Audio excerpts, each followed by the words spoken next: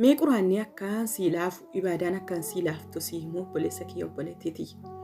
Gaafi yeroo hedduu komantii jalatti yaaraanii quraanii natti jabaatee akka quraanii naa laafu du'aa inaa kadhuu jettanu jirtan. Hedduu keessattuu obboleettiiwwan koo shamarran mee siifanii himaa otoo siin himiiniin dura moo gaafii anumas deebisee si gaafadha. Viidiyoo kanaan gadhumaatti dhaggeeffadhaati sheer gochuun dagatinaa. Innis obboleewwan koo mee isinii galgalas ganamas feemisoota jala utuu afaan bantanii sa'a 2 sa'a 3 teessanu ustaazummaan isaanii nama maqaa ustaaza kennitanii fi isaaniif otoo isaanii isiniin barsiisiniin ustaazummaan isaanii madaalleeni yeroo kennitanii fi kaatanii afaan bantanii gastiirra baatanii jirra muyite qabattanii sa'a 3 teessan kan wanta tokko hin qabne kan wanna tokko dubbachuu hin qabne otoo isin akka kanatti jirtanu sa'atiidhaan raftee Rabbiin subhaanahu wa ta'aalaa eenyuun garbichi koo gadi bu'ee na gaafatu jedhee samiirraa gara dacheetti dhiyaatee si gaafatu kaatee waddaattee teessee Rabbii kee kan hin gabbarre shaarbii kee sirreeffattee laayifii banattee afaan bantee sa'a 3 sa'atii 4 otoo teessu azaanii meeqatu sitti azaanamee suphiin azaanamee salaanni si darbee yeroo ati suphiin salaatamee ka'u laayifii irrattis dadhabdee salaanni sunis sheexanni gaflaa sitti buuse salaata sansuun salaatiniin rafiititti fufta. Namni yeroodhaan salaatee ka'e suphii isaa salaatee quraana qara'e wallaahi quraanni akka bishaanii isiniif gala. Lubbuun kiyya sirka jirtoon isinii kakadha. Quraanni akkaan namaa laafa. Quraannis laafaadha. Garuu isintoo ofirratti jabeesse. Isintoo jiruu ofirratti jabeesse. Gastiirra bannattee kaatee afaan bantee haa jettee jira taa'uu dhiisiiti deemii ibaadaa kee laaffifadhu. Ofii keetii ustaaza ta'uu yaali. Sirka jira. Quraanni telefoonni hadhaa nuu kenname kaleessa namni faanosiidhaan taa'ee rakkatee maddii isii qurraattitti wanni tokko bulbullee kaane luyi irratti barreessinee barataa turre yeroo biyya jiru anaa xiqqoo jechuudha. Hamma qaayidatu nuuraaniyyaa jawwaala keerra jira. Quraanni afaan barbaadeen jawwaala keerra jira. Waayifaayiin sirka jira.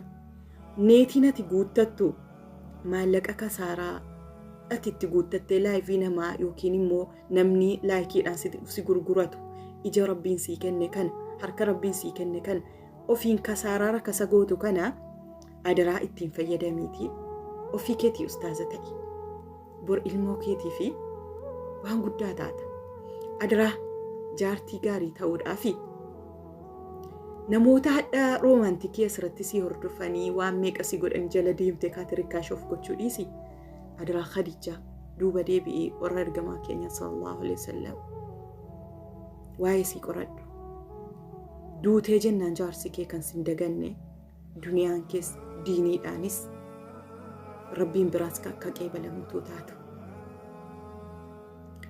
Jaalalaan jaarsi kee eenyurraayyuu akkasi jaallatu yoo feetes Rabbiin birattis akka filatamtuu taatus yoo feetes Aishaa radiyallahu anha warra ergamaa Rabbii rakkoon kamiyyuu yoo si qunname irratti obsuu kan dandeessu waa'ee sii baradhu. Dubartii jagna taatee baata. Adaraa uummanni yeroo kana roomaantikii godhee qaama sii dubartii waxxaree fidee asirratti si biratti ababaadhaan naannessu kun wanna tokko sittiin fakkaatin wallaahi waa takko hundi isaa soba. Mana keessatti namni tokko gammachuu qaba sittiin fakkaatin. Namni gammachuu qabu rakkina isaa duubatti kaameraa dudduuba kaa'ee